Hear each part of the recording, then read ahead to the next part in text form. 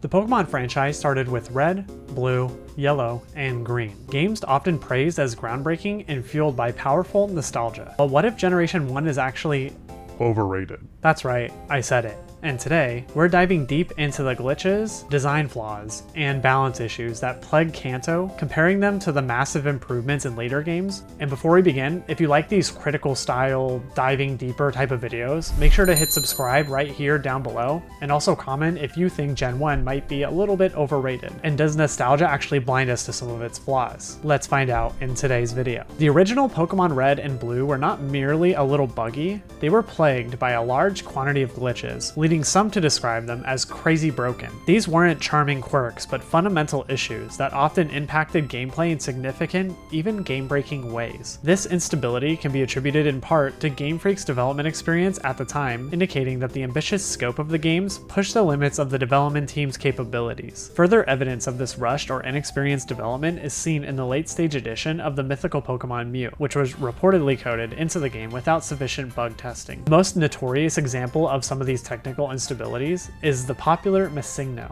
This glitch Pokemon, often encountered through specific exploits, originated from unused data within the game. Its appearance was not benign. It could lead to item duplication, a popular but unintended exploit, and in some cases even corrupt save files. Beyond MissingNo, another really popular glitch was the EXP underflow glitch, which allowed players to instantly max out a Pokemon's level. Another notable issue was the Transform Ditto glitch, where any Pokemon that used the move Transform or was caught after using it would inexplicably turn into a Ditto. These were not obscure, hard-to-find bugs. They were widely known and frequently abused by players, highlighting the game's underlying issues. The combat system in Gen 1, while innovative for its time, suffered from notorious critical flaws and undermined strategic depth and balance. One of the most glaring issues was the abundance and overwhelming dominance of Psychic-type Pokemon. Despite Ghost-type moves being theoretically super effective against Psychic types, a significant glitch rendered them ineffective or even immune in practice. Compounding this, the strongest Bug-type attack, Twin Needle, was learned only by Beedrill,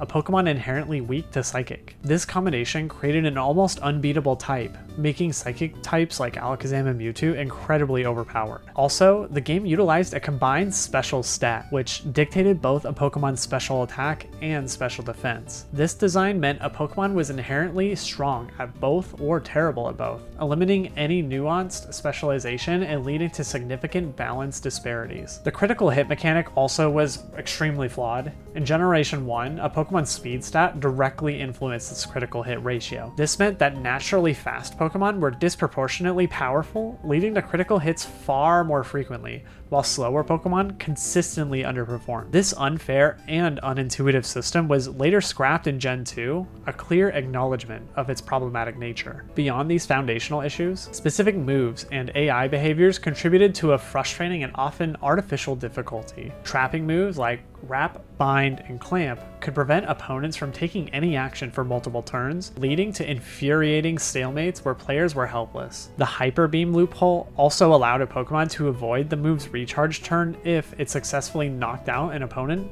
making an already powerful move even more dominant. Moreover, the enemy AI exhibited glaring weaknesses. Opponents would frequently spam super effective but non-damaging moves, such as maybe Barrier against a poison type, or possess infinite PP for their attacks, creating artificial walls rather than genuine strategic challenges. Other frustrating combat issues included like 100% accuracy moves missing, which is crazy, and then the inability for frozen Pokemon to naturally thaw, effectively making freeze status a permanent death sentence. The perception that Gen 1 was quote-unquote hard often stems from these broken functions rather than from intentional, well-designed challenge. Players were frequently battling the game's faulty code and exploited AI rather than engaging in a truly strategic contest. This created a false sense of strategic depth, as the difficulty arose from technical imperfections rather than sophisticated gameplay mechanics. While the original Game Boy imposed significant technical constraints, leading to primitive graphics and audio, the visual design of the Kanto region itself often felt monotonous. The black and white palette split and limited pixel density contributed to a lack of visual flair. Critics noted that the routes and cities in Kanto are very repetitive, and they all look very similar to one another. This uniformity created a sense of sameness, diminishing and distinctiveness of various locations and making the world feel less vibrant than the regions introduced in the subsequent games. The lack of different environments in Gen 1 is rivaled by no other generation, a stark contrast to the diverse landscape that would become a hallmark of the series. A particularly notable issue was the severe lack of diversity for fan favorite types. The Kanto region featured only one evolutionary line for both the Ghost type and Dragon type, that would be Gengar and Dragonite families respectively. This restricted team building options significantly. Inventory management was another source of frustration, as the game throws more items at you than you can carry, yet accessing storage is bothersome and the UI around the system is clunky and monotonous. The necessity of being forced to save every time a player accessed the PC was a major quality of life issue and continued to be one for a couple of generations. Furthermore, TMs did not display their function directly from the bag, requiring players to navigate to the Pokemon menu to identify them. The narrative elements also face scrutiny. Team Rocket, while iconic, are often described as very boring and have very few distinct traits, compared to the more nuanced and motivated villainous teams of later games. Giovanni's motives, in particular, actually remain somewhat unclear, to be honest. The combination of shallow move pools, limited type diversity, and the general grind fest for catching all Pokemon often funnel players into using a small number of optimal Pokemon or movesets. The observation that players really only need to focus on a handful of Pokemon to complete the game highlights this. This design limitation, whether intentional or due to development constraints, significantly restricted strategic variety and player expression, making many Pokemon feel unviable or redundant. This limitation would later be addressed by the introduction of abilities, natures, and the physical special split in subsequent generations, which added layers of complexity and customization, making a wider array of Pokemon viable and encouraging diverse strategies. Lastly, I want to talk about Pokemon Yellow, like the video game. Pokemon Yellow, Special Pikachu Edition, was released as an updated version of Red and Blue, incorporating elements from the popular Pokemon anime. However, it often limited editions and was largely perceived by critics as a stopgap release, intended to appease players until the more substantial Gold and Silver versions arrived. RPG Fan famously called its editions insulting, while GameSpot described them as enough to fill the hole, but only just. Some viewers even went so far as to suggest that Yellow marked a point where Pokemon transitioned from being solely a game to a marketing exercise obsessed satisfier. While Pokemon Yellow did introduce some novelties, such as Pikachu following the player and the appearance of Jesse and James from Team Rocket, these anime elements were largely superficial. Jesse and James, for instance, merely replaced existing Team Rocket grunts in certain encounters, while adding new interactions or significant depth to the narrative. These changes, while charming, did not fundamentally alter gameplay or added the core mechanic and the design issues present in Red and Blue. This suggests that the primary purpose of Yellow was to capitalize on the anime's immense popularity and maintain franchise momentum, rather than deliver a significant improvement or innovative game. This focus on commercial strategy over substantive improvement contributes to the perception that Yellow, and by extension Gen 1 as a whole, is overrated, highlighting a lack of substantial innovation and a focus on superficial changes. The most compelling argument against Gen 1's overrated status comes from the subsequent generations themselves, which systematically addressed and rectified many of its core flaws. These improvements by Game Freak serves as undeniable proof that these were indeed significant imperfections, not merely charming quirks to the original games. As an example, in Gen 2, they added the split of the special stat into separate special attack and special defense stats, a fundamental rebalancing that allowed for more diverse Pokemon roles and strategies. Additionally, inventory management was drastically improved, and the introduction of held items for Pokemon was added there, adding a new layer to battle strategy. In Gen 3, this generation introduced foundational new mechanics like abilities and natures for Pokemon, which added immense strategic depth and customization, allowing for a much wider array of viable Pokemon and playstyles. It also introduced double battles, which is pretty awesome.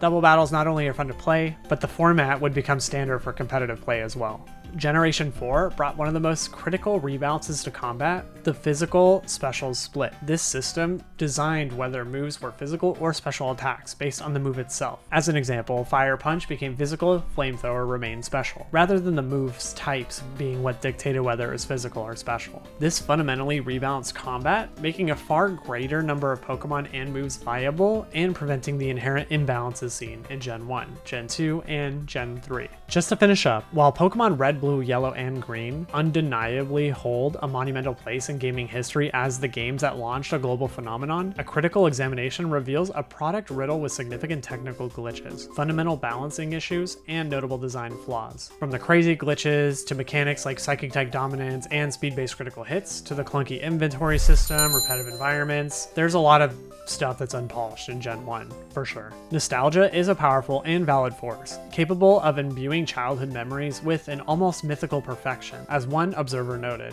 9-year-old me didn't even notice half of these glitches. However, when viewed through a critical, objective lens, the foundational Pokemon games, while groundbreaking, don't hold up to the same rigorous standards of design and polish as their successors. Their quote-unquote overrated status stems not from a lack of historical importance, but from a tendency to overlook their numerous, well-documented flaws. The YouTube algorithm thought you would like this video. Let me know if they're right.